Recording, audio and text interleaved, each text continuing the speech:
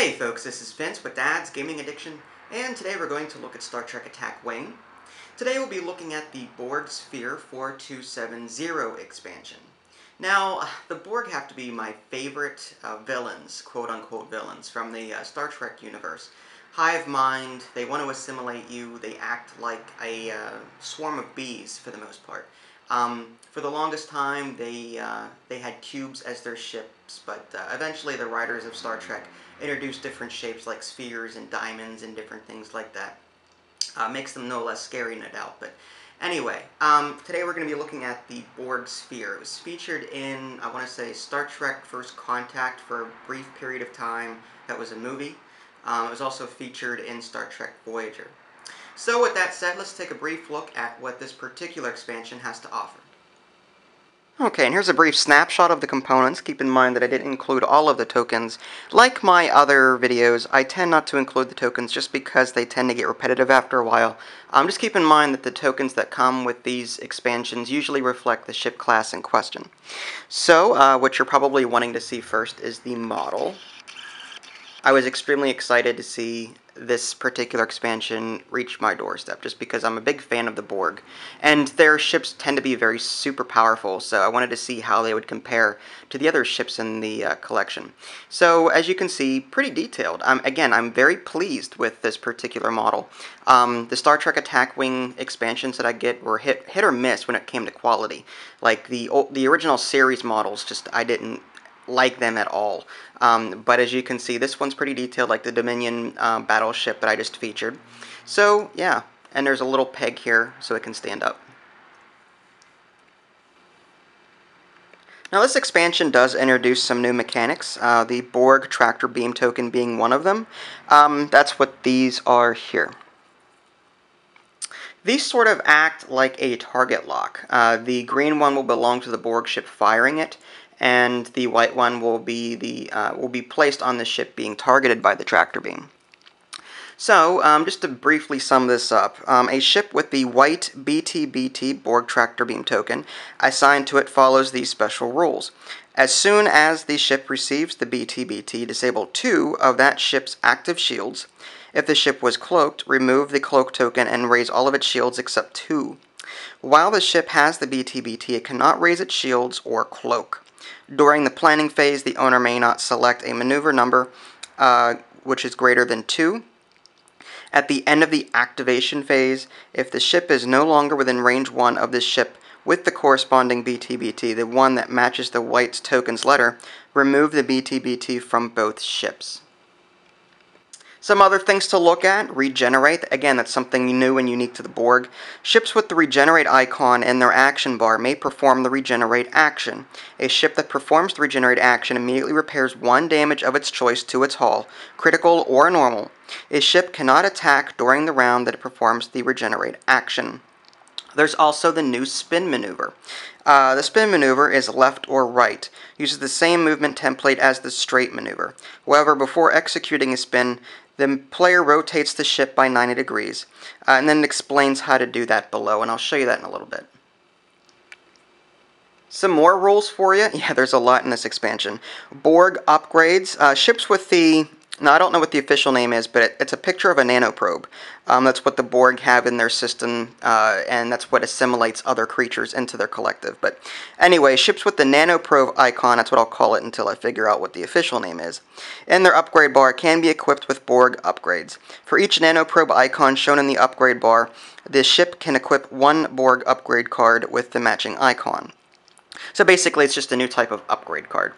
Drone tokens. Now, this is what these are down here, and they're numbered 1 through 5. Some of them have more than, like there's 2 1s and 2 2s, and that's because you have some captains that can equip all 5, some can only equip some, and so on and so forth.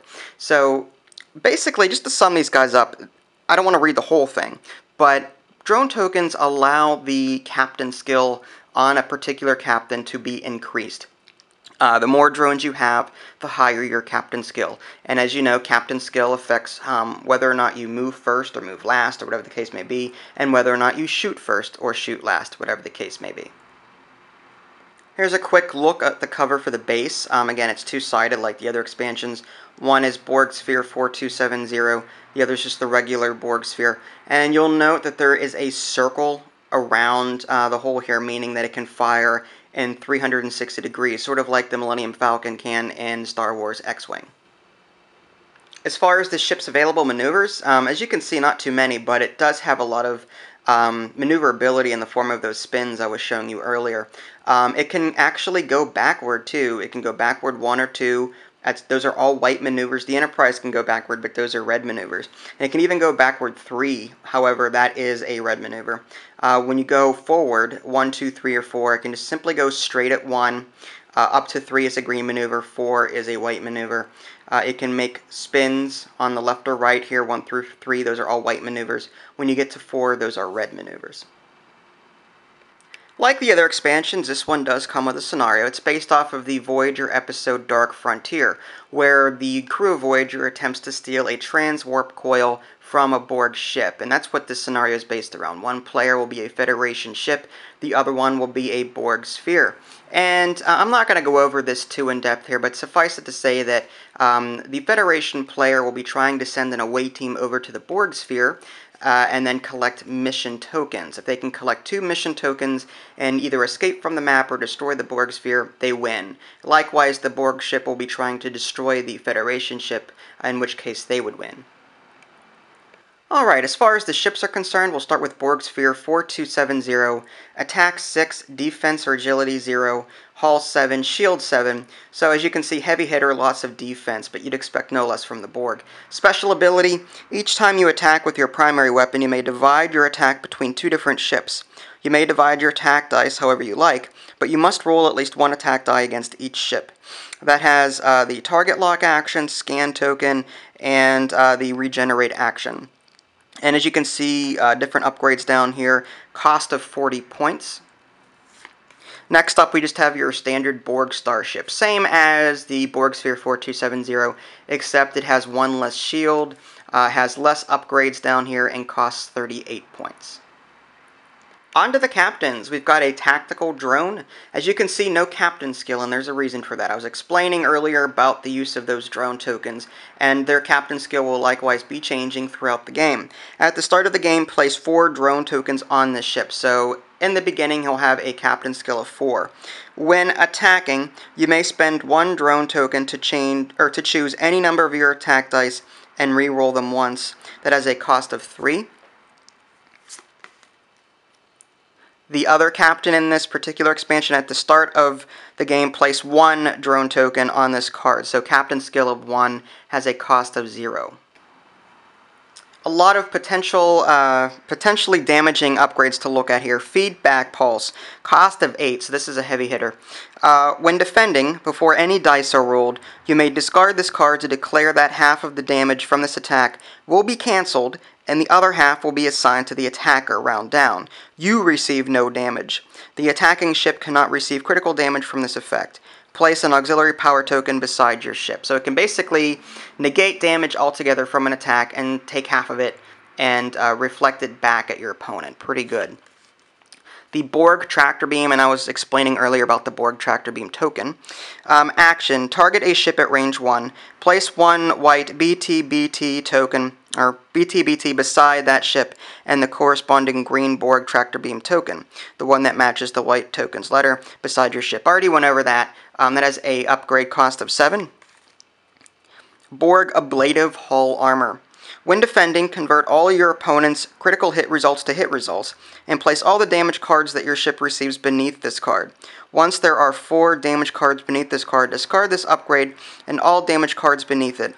All excess damage affects the ship as normal. Has a cost of 10. That acts a little like Voyager's Ablative Hull Armor card that came with that particular expansion, if you're familiar with that. 7 of 9, as an action, disable this card to add up to 2 drone tokens to your captain card. You may not exceed your starting number of drone tokens. So you can replenish what you've lost, but you can't gain any more. That has a cost of 4. Borg Assimilation Tubules. Action. Disable this card and discard 1 drone token to target a ship at range 1 to 2. Steal 1 chevron modification, or looks like photon torpedo upgrade from the target ship, even if it exceeds your ship's restrictions. Place a disabled upgrade token on the assimilated upgrade. You cannot steal a species 8472 upgrade with this action. It has a cost of 8. Cutting beam, another heavy hitter, cost of 8 here. 10 attack dice, range 1. Attack. You must have the target ship held in a Borg tractor beam. Again, that was the Borg tractor beam token. And disable this card to perform this attack.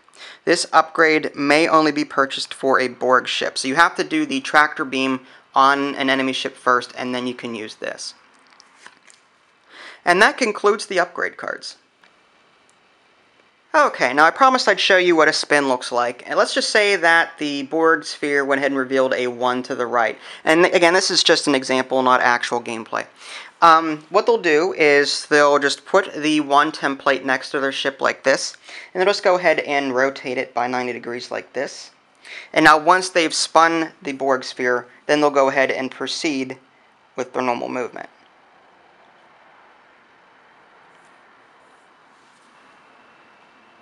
And there you have it, a very brief look at Borg Sphere 4270. Hopefully you found this video informative.